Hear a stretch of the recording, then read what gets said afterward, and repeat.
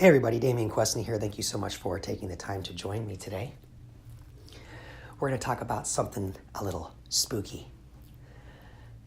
I had a friend ask me what a Horus warrior is in remote viewing. And a Horus is a specific type of remote viewer. You guys may or may not have heard of this. But it is one that does what's called remote access. And they have an ability to control large groups of tribes, or small groups of tribes in some cases, depends on what their operation is, right? What their target is in remote viewing. Because it's all about your aim. It's all about what you are trying to accumulate from the target in remote viewing through the organizational process of your senses. Okay?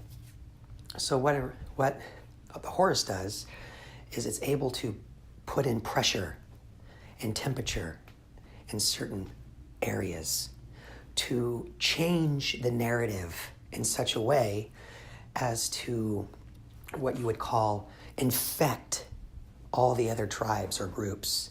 And this infection is spread through the remote access Horus. And this Horus is a very specifically trained remote viewer. To give you guys another example, so there's also called an apex warrior, and an apex warrior is an ape-X warrior. And these are savages and brutal in the remote viewing strategy. And Horus, if you look into our ancient past, and you bring that forward in today, would be technically Jupiter.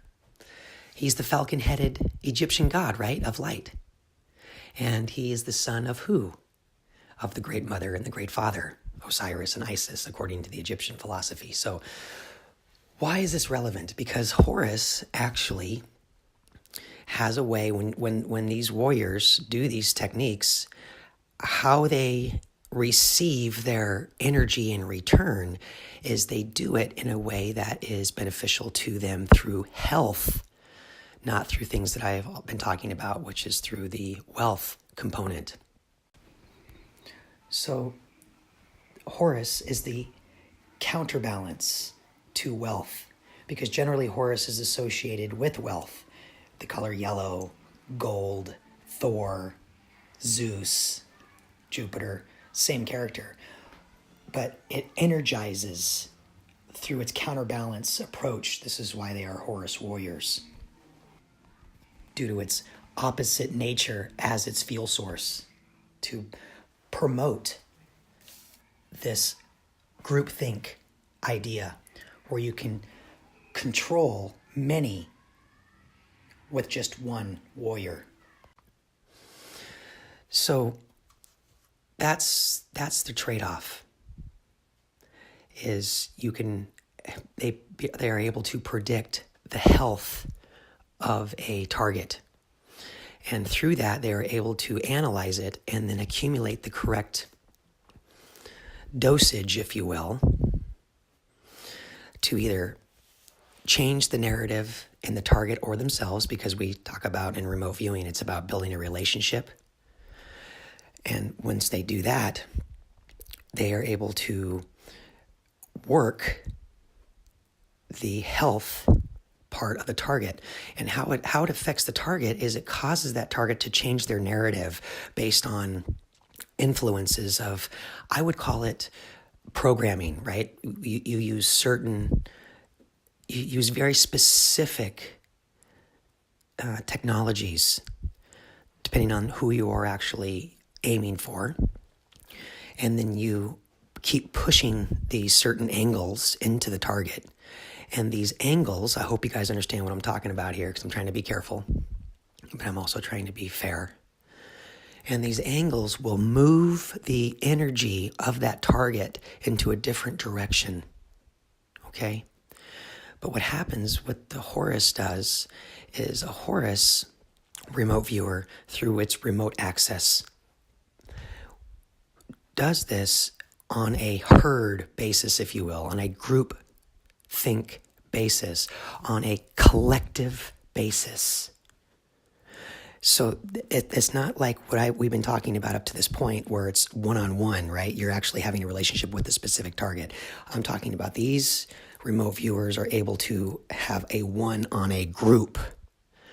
Very powerful. It takes a lot of energy. And this is why they use the blueprint and fingerprint of health in return as their energy instead of in wealth, right?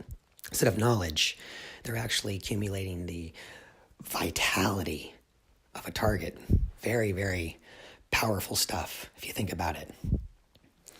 Because you're moving a group of people into a new way of thinking of something instead of an individual. And by doing that, it infects the entire system because they're no longer participating in the larger scheme in which they were already doing. Now you're chipping off the rock and you're removing them one by one, but on a group basis instead of an individual basis. So this is a powerful technology. This is a powerful technique that I am sharing with you here. Okay, for those who have listened this long, I'd like to offer a task, something fun that you can do. And in the 80s, there was this movie that came out with Matthew Broderick called Wargames. And in this movie, there is a young man who hacks into a military computer system and starts communicating with the artificial intelligence. Now, the man who created this system is called Falcon. Falcon is Horus, is Thor, is Jupiter, is Zeus, is the same character. He has one eye, right? Shall we play a game? Oh. I think I missed him. Yeah, weird, isn't it? Love to. How about global thermonuclear war? Wouldn't you prefer a good game of chess? All right, thanks so much for listening. Cheers.